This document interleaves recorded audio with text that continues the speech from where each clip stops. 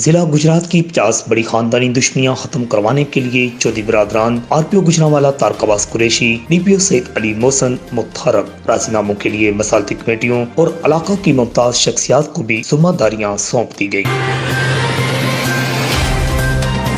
معین الدین پور سیدہ ایک بار پھر امن کے راستہ پر۔ علاقہ کی سب سے بڑی خاندانی دشمنی صلح میں تبدیل۔ سید شاہد شاہ گروپ اور سید عادل آباد شاہ گروپ میں لاہور پیلس میں چودھری وجاہت حسین نے راضی نامہ کروا دیا۔ ایک دوسرے کے خلاف درج مقدمات واپس لینے کا اعلان۔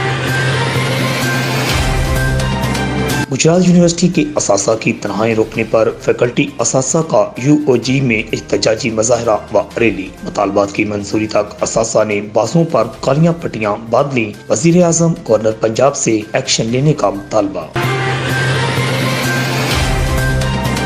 گجرات کی اسپیڈی ٹرائل ماڈل کورٹ نے ایک اور قتل کیس کا فیصلہ سنا دیا۔ کنجا کے گاؤں مچھیانہ میں 8 سال قبل احمد خان کو قتل کرنے والے مرکزی ملزم بشارت علی سکنا ناگنیا والا کو سزائے موت، دوسرا ملزم ساجد محمود بری، تیسرے ملزم جبران کو اشتہاری قرار دے دیا گیا۔ RPO گجرانوالہ طارق عباس قریشی کا ضلع حافظ آباد کا دورہ۔ تھانوں کی انسپیکشن، پولیس لائنز میں پولیس دربار، کھلی کچہری۔ DPO حافظ آباد ساجد علی کیانی کے ہمراہ 2 کروڑ 23 لاکھ سے زائد کا مالی مسروقہ 105 مالکان کے حوالے کیا۔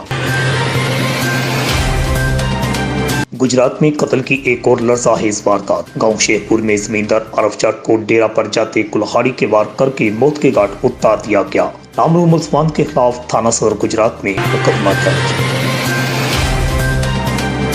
بہترین کارکردگی پر گجرات پولیس سب سے آگے۔ IG پنجاب امجد جاوید سلیمی کی طرف سے گجرات خدمت مرکز کے انچارج حسن زبیر اور انچارج گرین ٹون چوکی ASI احمد نواز کو CC1 تعریفی سرٹیفکیٹ دیے گئے۔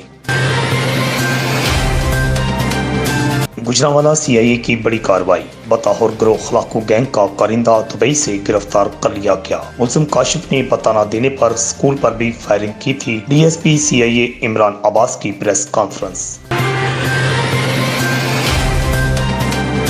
سینئر وائس چیئرمین قومی امن کمیٹی تحصیل گجرات صدر ٹرانسپورٹ گڈز ایسوسی ایشن میاں محمد ارشد بانٹ کی نماز جنازہ میں پورا عالم امٹ آیا۔ ختم کل میں ممتاز شخصیات کی شرکت۔ صاحب زادے میاں عبدالستار سے اہم شخصیات نے اظہار تعزیت اور فاتحہ خوانی کی۔ زندگی امتحان لیتی ہے۔ ایک ہی گھر کے 2 دمار ٹریفک حادثہ میں جاں بحق۔ محمد آصف انصاری اور اقوانا سکنا جاپور جٹاں اور سلطان کی ناشیں گھر پہنچنے پر دونوں بہنیں بے ہوش ہو گئی۔ خونی حادثہ میں 2 سہاگ اجڑ گئے۔